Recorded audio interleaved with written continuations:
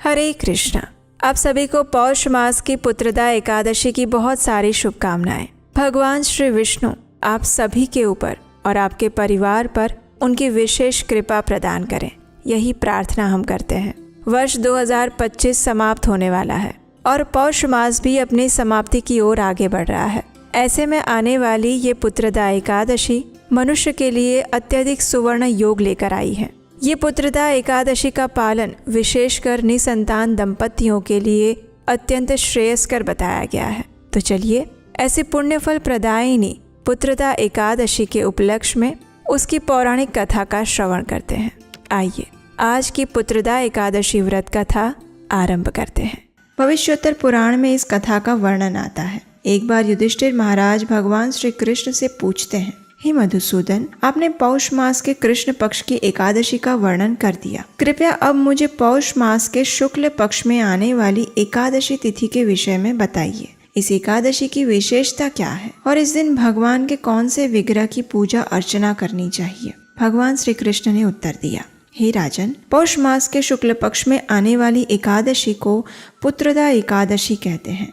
इस एकादशी का पालन करने से व्यक्ति की भौतिक इच्छाएं पूर्ण होती है और आध्यात्मिक जीवन में भी प्रगति होती है। यह एकादशी निसंतान दंपतियों के लिए भी एक वरदान समान है, क्योंकि अगर कोई पति पत्नी संकल्प के साथ निष्ठा पूर्वक इस एकादशी का पालन करते हैं तो उन्हें निसंदेह संतान प्राप्ति होती है। क्योंकि ऐसा ही कुछ हुआ था भद्रावती नगरी के राजा सुकेतुमान के साथ। उनकी पत्नी शैब्या अत्यंत सुशील और पतिव्रता नारी थी। राजा सुकेतुमान का राज्य हर प्रकार के सुख समृद्धि धन धान्य से भरा हुआ था। कमी थी तो बस इस राज्य को आगे बढ़ाने वाले वंशज की। जी हाँ, विवाह के अनेक वर्षों होने के बाद भी उन्हें संतान का सुख प्राप्त नहीं हुआ था। यही बात राजा और रानी को दीमक की तरह खाए जा रही थी। ऐसा कौन सा उपाय किया जाए जिससे वे भगवान को प्रसन्न कर सकें और उन्हें भी संतान का सुख प्राप्त हो सके। एक दिन वे दोनों अपने पितरों का तर्पण कर रहे थे। उस समय भी उनके मन में यही विचार चल रहा था कि कुछ समय बाद उनके पितरों का तर्पण करने वाला कोई नहीं बचेगा। राजा ने मन में सोचा, हे प्रभु, कहा जाता है कि पुत्र के बिना विवाह जीवन व्यर्थ है। पुत्र की अनुपस्थिति में व्यक्ति अपने पितृ ऋण से मुक्त नहीं हो सकता। इस जन्म में पुत्र और पौत्र होना ये इसी बात का प्रमाण है कि उस व्यक्ति ने अपने पूर्व अनेक जन्मों में भगवान श्री विष्णु की आराधना और भक्ति की है। लेकिन मैं इतना दुर्भाग्यशाली हूँ कि अनेक प्रयास करने के बाद भी मुझे संतान का सुख प्राप्त नहीं हो रहा। इस प्रकार विचार करते करते उस दिन राजा अत्यंत दुखी हो गए और किसी को बताए बिना राजमहल से चले गए। अपने अश्व पर सवार होकर व्याकुल मन से युक्त राजा अकेले ही जंगल में निकल पड़े। चारों ओर घना जंगल फैला हुआ था। सुंदर फूलों से सजे हुए अनेक वृक्ष और लताएं झूम रहे थे। हाथी, हिरण, सियार जैसे अनेक प्राणी अपने अपने झुंड में परिवार के साथ विहार कर रहे थे। ये देखकर संतानहीन राजा अधिक शोकमग्न हो गए।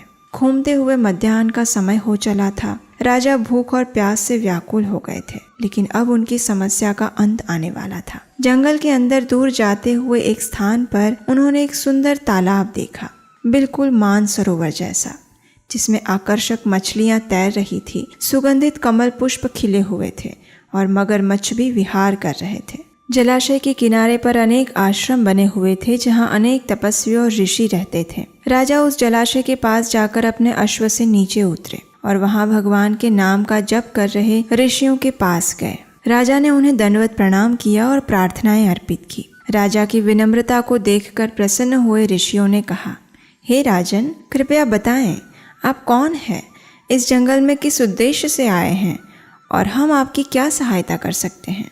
ऋषियों की प्रेमपूर्ण वाणी सुनकर राजा द्रवित हो उठे। उन्होंने अपना परिचय दिया और ऋषियों से उनका परिचय पूछा। राजा की जिज्ञासा देखकर ऋषियों ने कहा, हे राजन, हमें विश्व के 10 पुत्र अर्थात विश्व देव के नाम से जाना जाता है। हमारे नाम है वसु, सत्य, क्रतु, दक्ष, काल, काम, धृति, पुरुरवा, माद्रव और कुरु। हम इस जलाशय में स्नान करने आए हैं। कुछ ही समय में माघ मास प्रारंभ हो जाएगा और आज अत्यंत पवित्र पुत्रदा एकादशी है। जो व्यक्ति पुत्र की इच्छा रखता है उसे इस एकादशी का दृढ़ निष्ठा पूर्वक पालन करना चाहिए। ऋषियों की बात सुनकर राजा ने उत्सुकता पूर्वक कहा, हे ऋषिगण, लंबे समय से मैं एक आदर्श पुत्र प्राप्त करने हेतु प्रयासरत हूँ, लेकिन अभी तक मेरे भाग्य का उदय नहीं हुआ है। कृपया मुझे पथ प्रदर्शित करें कि किस प्रकार मैं इस एकादशी का पालन कर सकता हूँ। राजा की तीव्र जिज्ञासा को सुनकर ऋषियों ने राजा को संपूर्ण विधि बताई। राजा सुकेतुमान ने नियम पूर्वक इन महान ऋषियों के साथ पुत्रदा एकादशी का पालन किया।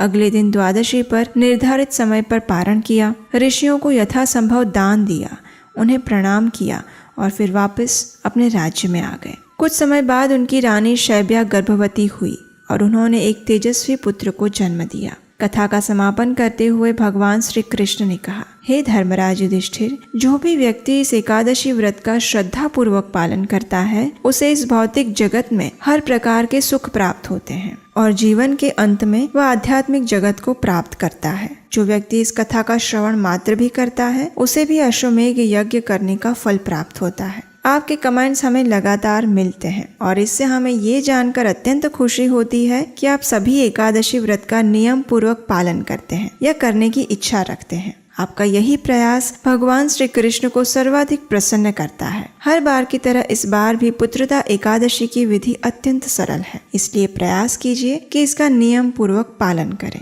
इस एकादशी पर भगवान श्री नारायण के विग्रह या चित्र की पूजा अर्चना करनी चाहिए। प्रातः ब्रह्म मुहूर्त में उठ जाइए, स्नान इत्यादि से स्वच्छ होकर अपने घर में मंदिर में जाकर भगवान की प्रातःकालीन मंगला आरती कीजिए।